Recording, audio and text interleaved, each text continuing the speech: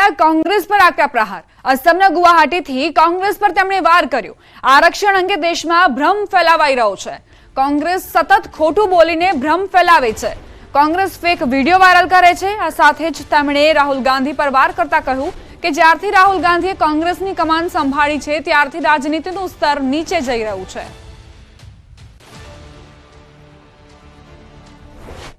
जब से राहुल गांधी कांग्रेस की कमान संभाले हैं, राजनीति का स्तर नीचे नीचे नीचे ले जाने का काम कर रहे हैं और ये इसका चरम लोकसभा में चर्चा न हो देना, राज्यसभा में बहिष्कार करा देना, शोर शराबे करना और निराधार झूठ बोलकर प्रजा में भ्रांति फैलाने का काम लगातार उनके नेतृत्व में कांग्रेस पार्टी कर रही है।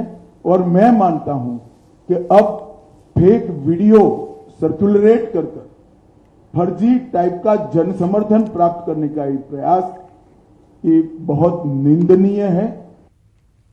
केंद्रीय गृहमंत्री अमित शाह आज फरी गुजरात में प्रचंड प्रचार करशे।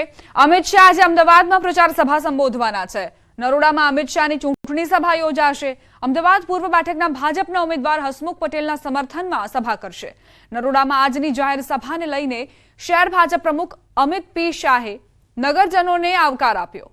તો 4 મે દમણમાં દિલીપનગર ગ્રાઉન્ડમાં જાહેર સભા સંબોધશે। દમણ દીવના ભાજપના ઉમેદવાર લાલુભાઈ પટેલના પ્રચાર માટે શાહ સભા ગજાવશે। આપને નિમંત્રણ પાઠવું છું કે આજે 30મીએ મંગળવારે સાંજે 7 વાગે કેન્દ્રીય ગૃહમંત્રી આદરણીય અમિતભાઈ શાહની જંગી જાહેર સભા નરોડા બજારમાં રાખી છે। આપને આપના પરિવાર સાથે પધારવા મારું ભાવભીનું નિમંત્રણ છે। ને લઈને મોટા સમાચાર પ્રાપ્ત થઈ રહ્યા છે। સૌરાષ્ટ્રમાં આગામી 5 દિવસ હીટવેવની આગાહી કરાઈ છે। 3 મે બાદ ગરમીમાં 2 ડિગ્રી જેટલો વધારો થશે। દીવમાં સિવિયર હીટવેવની આગાહી કરાઈ છે। કચ્છમાં પણ 2 દિવસની હીટવેવની આગાહી। અમદાવાદ ગાંધીનગરમાં પણ પારો ઊંચકાશે। રાજ્યમાં ગરમીનો પ્રકોપ યથાવત રહેવાની આગાહી કરાઈ છે।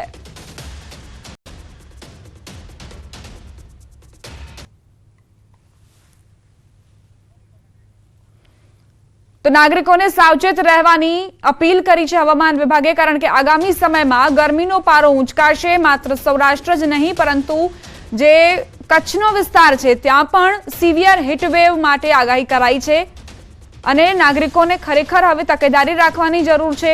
ડિહાઇડ્રેશન ન થાય તે માટે સતત પાણી પીતા રહેવાની પણ ડોક્ટરો નિષ્ણાંતો સલાહ આપી રહ્યા છે, જેથી કોઈ પણ નાગરિક એ લૂનો ભોગ ન બને।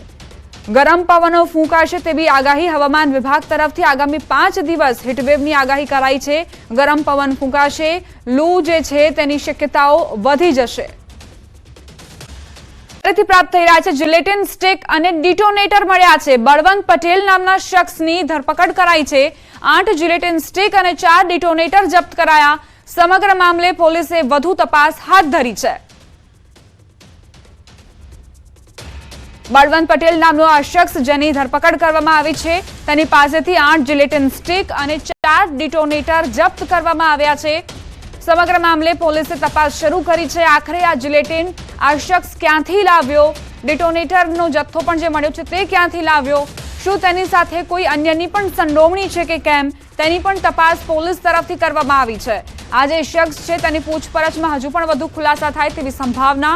8 जिलेटिन स्टिक અને સાથે 4 डिटोनेटर પોલીસે જપ્ત કરી આ શખ્સની ધરપકડ કરી છે। નવસારીથી આ ધરપકડ કરવામાં આવી છે અને અન્ય શખ્સો સુધી પણ પોલીસ પહોંચવાની અહીં પ્રયાસ કરી રહી છે।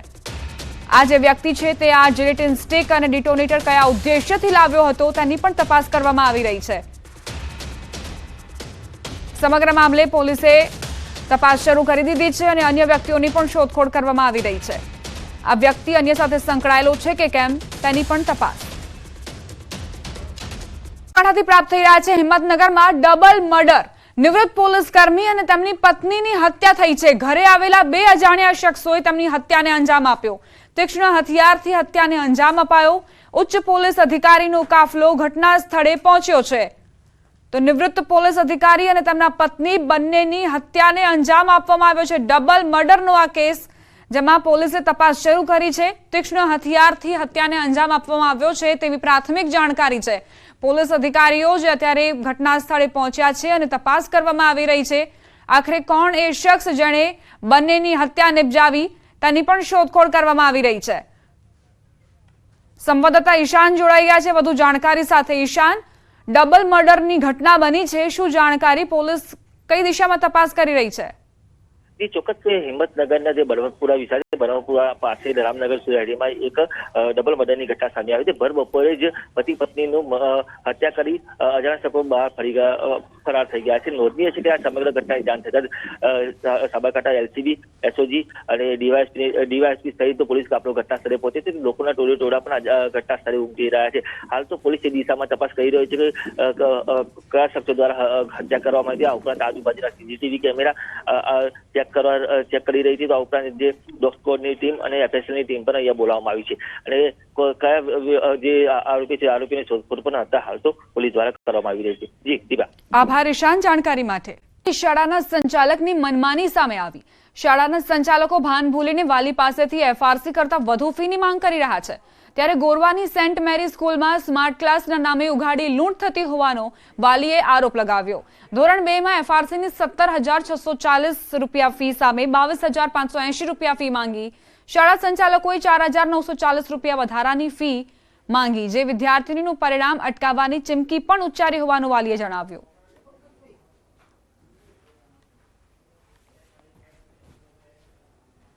ઓલરેડી ફીસ ભરી ચૂકી છે. એ લોકો કહે છે કે સ્માર્ટ ફીના આટલા અમે લઈએ છીએ. તો સ્માર્ટ ફીના બી આપણે કાઉન્ટ કરીએ તો 2,000 એક્સ્ટ્રા થાય, બાકીના 3,000 ક્યાં? તો શું મેનેજમેન્ટ આ રીતના બધાની ફીસ ઉઘરાવશે? અગર એક ક્લાસમાં 60 છોકરાઓ છે, 60 છોકરાઓના તમે 3,000 લેશે તો 5,000 સ્માર્ટ ફી પ્રમાણે ગણો તો એ 12મા ધોરણ સુધીના સ્ટુડન્ટ કેટલા આવશે? બધી ફીસ જે પણ અમે લોકો એક્સ્ટ્રા લેતા હોઈએ છીએ જનરલી વાલી મંડળ તરફથી અપ્રુવલ હોય છે એનું. ઓકે, તો સ્માર્ટ ક્લાસની ફીસનું પણ 5-6 વર્ષ પહેલા જ્યારે અમે સ્માર્ટ ક્લાસ શરૂ કર્યા ત્યારે એક અપ્રુવલ પ્રોસિજર થયું હતું. વાલીઓએ ફીસ આપવાનું મંજૂર કર્યું, પછી જ અમે લોકોએ એમને ફીસ લેવાનું શરૂ કર્યું.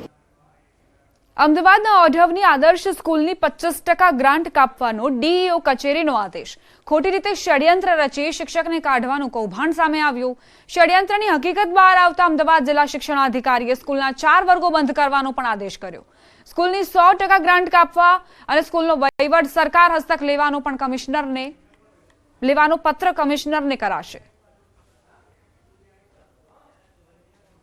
પણ અરજદારની જે રજૂઆત હતી એમાં એ સત્યતા હતી કે એઓએ રાજીનામું આપેલું નથી. એટલે ડાયરેક્ટલી આવી રીતે કોઈ પણ શિક્ષકને ભવિષ્યમાં છૂટા કરી નાખે એવું ન બને તે માટે અમે તાત્કાલિક આ ઘટનાની ગંભીરતાને ધ્યાને લઈ શાળાની 25% ગ્રાન્ટ કાપનો આદેશ કર્યો છે. એ ઉપરાંત તેના જે વર્ગોમાં અમને વિદ્યાર્થીઓની સંખ્યા ન જોવા મળી તેના વર્ગ બંધ કરવા માટેની પણ અમે કાર્યવાહી કરી છે. દેશભરમાં ચૂંટણીનો માહોલ છે ત્યારે સોશિયલ મીડિયામાં કોઈ પણ પ્રકારની અફવા કે જુઠ્ઠાણું ફેલાય તે માટે સાયબર ક્રાઇમ દ્વારા ખાસ વોચ રાખવામાં આવી રહી છે. હમણાં સોશિયલ મીડિયામાં એક વિડીયો વાયરલ થયો હતો જેમાં કન્ટેનરમાં ગાયો બતાવવામાં આવી રહી છે અને આ બીફ ઇન્ડિયાથી સાઉદી અરેબિયા એક્સપોર્ટ થઈ રહ્યું હોવાનું લખાણ તેમાં લખવામાં આવ્યું છે, જેને લઈને સાયબર ક્રાઇમે ગુનો દાખલ કરીને વધુ તપાસ શરૂ કરી. તપાસ કરતા આ વિડીયો ઇરાકનો હોવાનું જાણવા મળ્યું.